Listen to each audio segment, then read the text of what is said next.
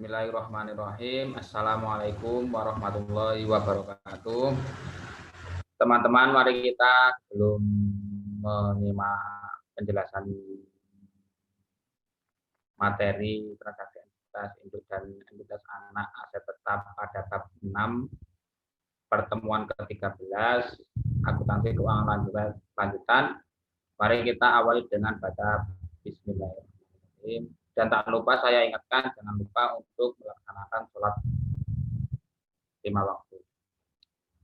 Perkenalan kami dari kelompok 4 untuk menjelaskan sedikit tentang transaksi entitas induk dan entitas anak pada aset tetap. Yang pertama dengan Niken Angkasawati dengan NPM 00510. Yang kedua saya sendiri Ardani dengan NPM 0027 dan yang ketiga Muhammad Rizal Aditya dengan NPM 0041. Lanjut, Mbak.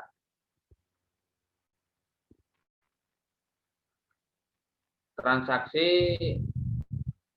penjualan aset tetap, contohnya pada 8 Desember 2014, PT Krakatau Tirta Industri melakukan pembelian tunai seluas 15.000 meter persegi dari PT Krakatau Daya Listrik, di mana terjadi kedua perusahaan merupakan entitas anak PT Krakatau Steel Persero Tbk. Tanah tersebut akan digunakan sebagai area water treatment plant WTP, air laut, dan relokasi pabrik air minum dalam kemasan. Ini terjadi di bisnis.com 6 April 2015. Dampak terhadap pencatatan entitas induk dan jurnal eliminasi, yaitu dampak terhadap pencatatan entitas induk. Yang pertama, transaksi penjualan aset tetap antara entitas induk dan entitas anak dapat menghasilkan keuntungan atau kerugian. Yang kedua, keuntungan atau kerugian tersebut belum antara induk dan entitas anak akan terrealisasi pada saat pelepasan atau penggunaan aset tetap. Dan yang ketiga, untuk aset tetap yang tidak disudutkan, keuntungan atau kerugian akan terrealisasi pada saat pelepasan aset tersebut. Baik. Transaksi penjualan aset tetap tidak disudutkan. Yang pertama, realisasi keuntungan atau kerugian penjualan tanah terjadi pada saat pelepasan tanah. Dan yang kedua, pelepasan tanah bisa terjadi karena penjualan, penghentian pengakuan, atau pertukaran. Next.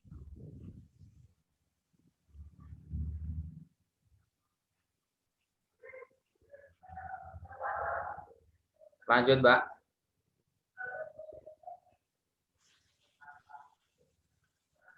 Nah, ini ada dampak transaksi penjualan aset tetap tidak disudutkan terhadap pencatatan entitas induk dan jurnal eliminasi. Yang pertama, PT Palapa memiliki 100% saham PT Samudra. Berikut adalah informasi terkait dengan transaksi jual beli aset tetap antara PT Palapa dan PT Samudra. Yang pertama, peristiwa 1, PT Palapa memperoleh tanah dari pihak non-afiliasi pada harga 900 juta. Yang kedua, peristiwa 2,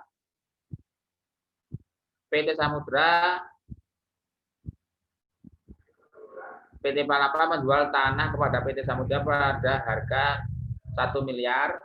Dan yang ketiga, PT Samudra menjual tanah kepada pihak non-afiliasi pada harga 1,2 miliar.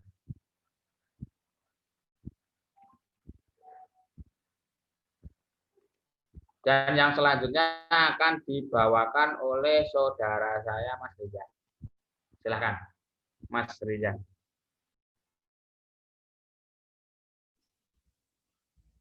Baik, yang selanjutnya ini masih ada hubungannya dengan yang transaksi atau slide sebelumnya. Mana P1, itu PTP, kemudian P2, PTS, dan P3. Next, Mbak. Nah, kemudian di sini PT1 dengan PT2 itu masing-masing 900 juta dan 1 miliar. Di sini keuntungannya sama dengan 1 miliar dikurangi 900 juta. Itu 100 juta. Kemudian P2 dan P3 ini PTS itu keuntungan 200 juta itu diambil dari 1 miliar 200 juta dikurangi dengan 1 miliar. Kemudian masing-masing ini total keuntungannya 300 juta. Kemudian bagaimana pencatatan yang harus dibuat PTP dan jurnal eliminasi yang dibuat pada saat penyusutan laporan keuangan konsolidasi 2015 jika skenario 1 seluruh peristiwa P1, P2, dan P3 terjadi pada 2015. Skenario 2 P1 dan P2 yang terjadi pada 2015, P3 terjadi pada 2016. Skenario 3 P3 saja yang terjadi pada 2015, sedangkan P1 dan P2 telah terjadi pada 2014. Next, Mbak.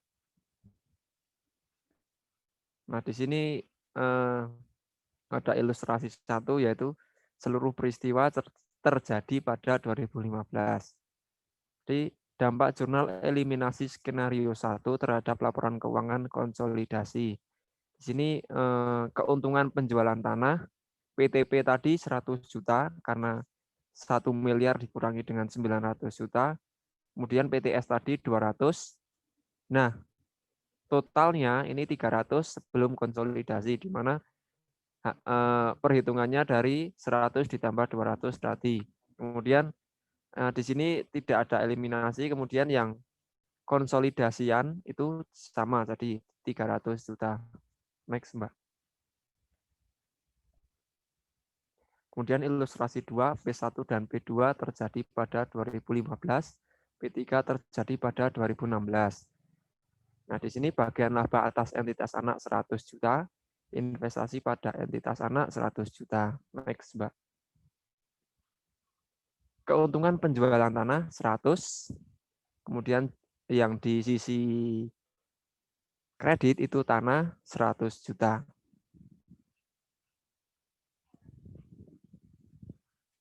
Nah, di sini akun di tanah di PTP kosong. Kemudian di PTS 1 miliar, sebelum konsolidasi itu 1 miliar. Kemudian ada eliminasi 100 juta. Jadi 1 miliar ini dikurangi eliminasi 100 juta sebesar konsolidasiannya 900 juta hasilnya. Kemudian yang kedua itu keuntungan penjualan tanah, PTP itu 100 juta. Sebelum konsolidasi 100 juta, eliminasi 100 juta. Jadi di konsolidasian ini menjadi RP0 atau habis. Next, Mbak.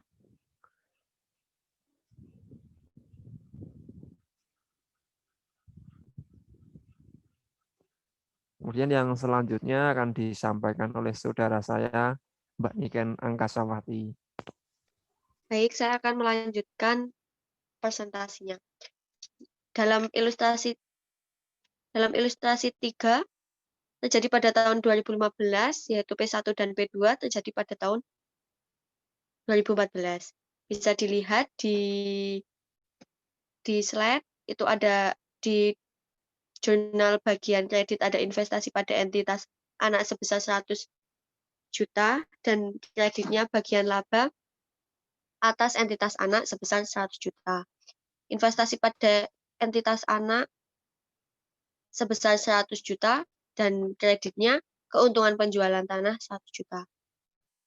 Dan akunnya bisa dilihat di PTP, PTS, sebelum konsolidasi, eliminasi, dan konsolidasian.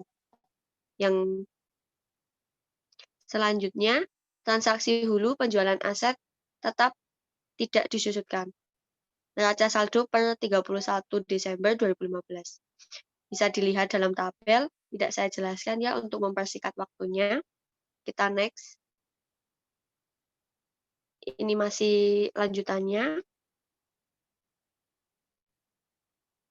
transaksi hulu, pensiun aset tetap disusutkan. Informasi tambahannya, PT Nusantara telah melakukan pembelian 75% saham PT Andalas pada 1 Januari 2015 pada nilai bukunya, yaitu 900 juta. Nilai wajar kepentingan non-pengendali sama dengan nilai bukunya sebesar 300 juta. Yang kedua, selama 2015, PT Andalas melaporkan perolehan laba bersih sebesar 200 juta dan mengumumkan pembagian dividen sebesar 50 juta. Dalam tanah PT Andalas terdapat tanah yang dibeli dari PT Nusantara pada harga 150 juta. Tanah tersebut diperoleh pada PT Nusantara pada harga 120 juta.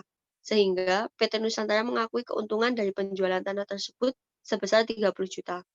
Sampai 30 tambahan yang keempat, sampai 31 Desember 2015, tanah tersebut masih dimiliki oleh PT Andalas.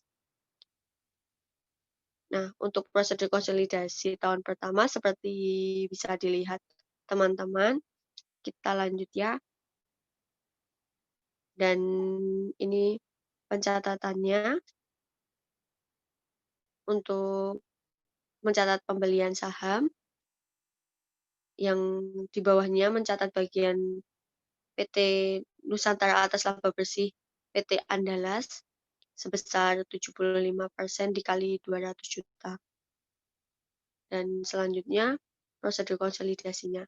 Ini jurnal untuk mencatat atas dividen. Dan selanjutnya ini keuntungan, jurnal mencatat keuntungan. Kita lanjut saja ya. Ini jurnal eliminasi ekuitas dari investasi pada PT Andalas. Dan ini eliminasi keuntungan penjualannya.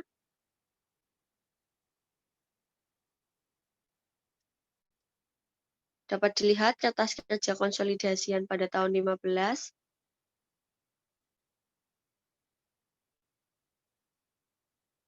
Kita next saja ya.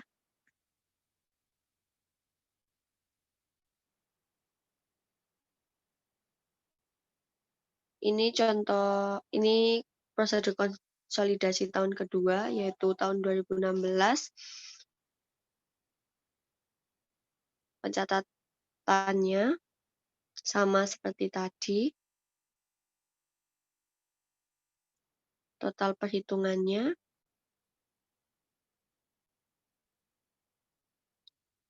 Dan ini gambaran kertas kerja konsolidasiannya.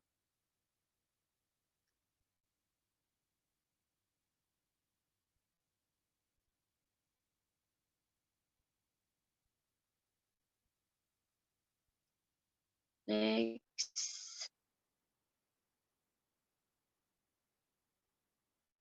Dan untuk ilustrasi dan contoh soalnya, teman-teman bisa buka bukunya Dwi Martani di halaman 180, dimulai dari 183 sampai dengan 200. Sekian presentasi dari kelompok kami. Apabila ada kesalahan, kami sekelompok mohon maaf. Saya kembalikan kepada moderator. Terima kasih. Terima kasih teman-teman. Sekiranya begitu teman-teman untuk penjelasan dari kelompok kami mengenai akuntansi entitas induk dan entitas anak, aset tetap, bab 6, pertemuan ke 13 itu yang bisa kami sampaikan. Kurang lebihnya kami mohon maaf yang sebesar-besarnya. Bila mana teman-teman yang menyimak pada video ini mengenai kurangnya penjelasan dan kurangnya pahamnya dari penjelasan kami mohon yang maaf yang sebesar-besarnya. Nanti bisa pas pertemuan pada hari Kamis tanggal 17 besok bisa ditanyakan kepada Bu Ela selaku dosen akuntansi keuangan lanjutan periode kedua. Untuk itu kami tutup video ini dengan bacaan hamdalah bersama. Nanti bacaan hamdalah bersama saja. Cukup sekian dari kelompok kami. Bila mana banyak kesalahan, kami mohon maaf yang sebesar-besarnya. Wabillahi taufiq wal hidayah. Wassalamualaikum warahmatullahi wabarakatuh.